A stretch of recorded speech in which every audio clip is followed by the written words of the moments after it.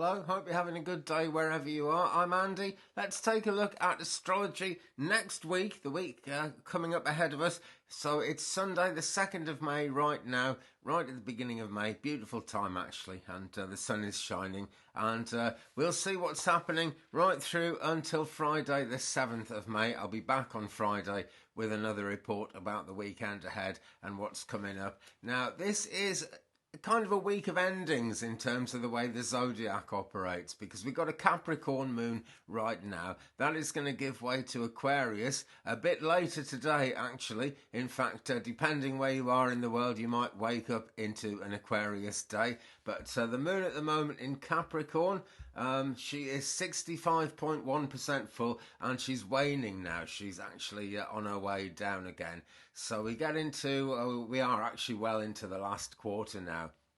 And that brings the focus onto home and family, really, more than anything. It can also be a time of, looking back, and it's very easy to fall into regret. Try not to regret stuff. I mean, all you can really do is try and put things right, or just move on, There's no point getting stuck in regrets.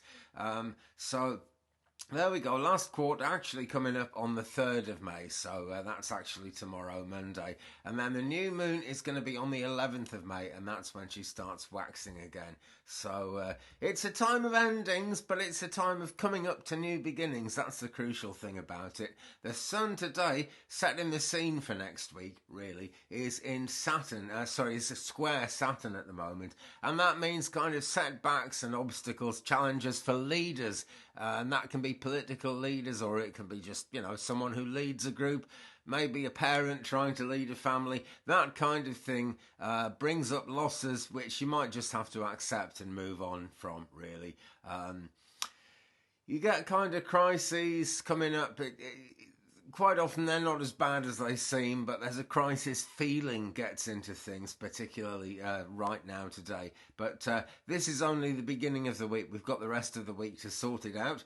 Patience, being diplomatic, that kind of thing will help. The moon herself is conjunct Pluto now, and so you get basic instincts at this time. Pluto is the planet of death and rebirth, so you get big changes happening, possibly, except to say that Pluto is actually retrograde now and will be retrograde right through until the 6th of October.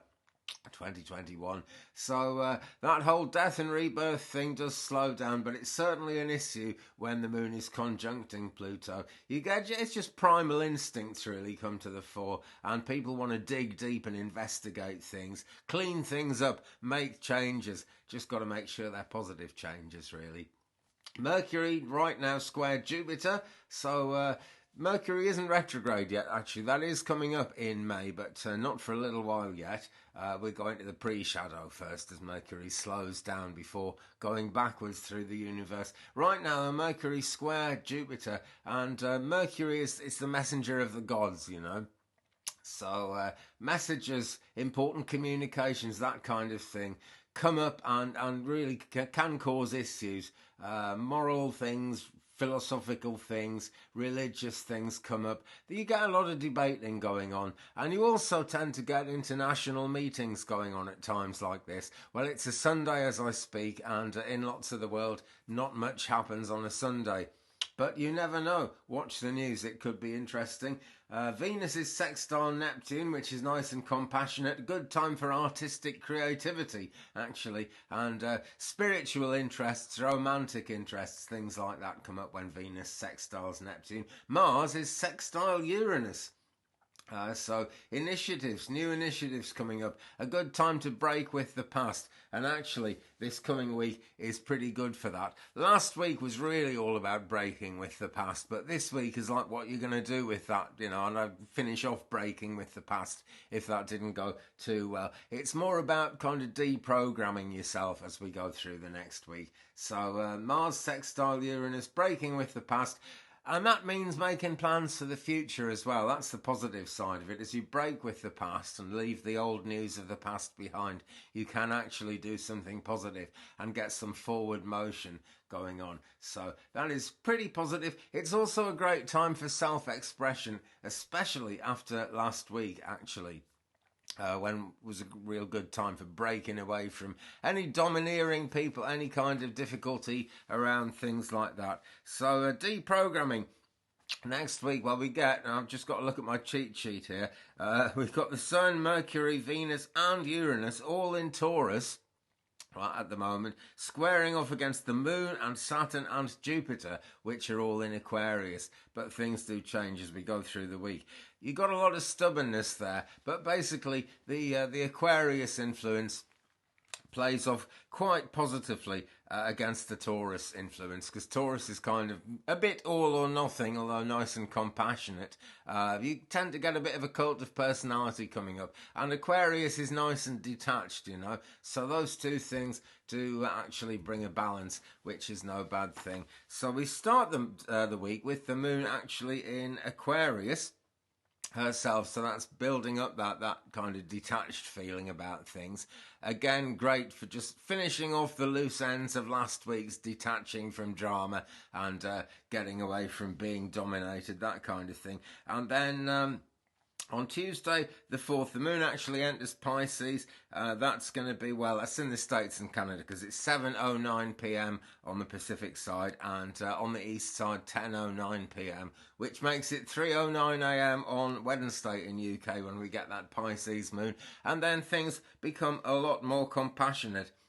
And that's the way really right through until Friday, when the Moon is going to enter Aries. So the cycle starts again. You know, Pisces is the last sign. And I will be back on Friday with another look at things there. So an interesting week. It's always interesting, actually. Astrology is fascinating. If you want to learn more about astrology, keep it here, of course, on 4Astro Truth, because I'm always bringing up more stuff.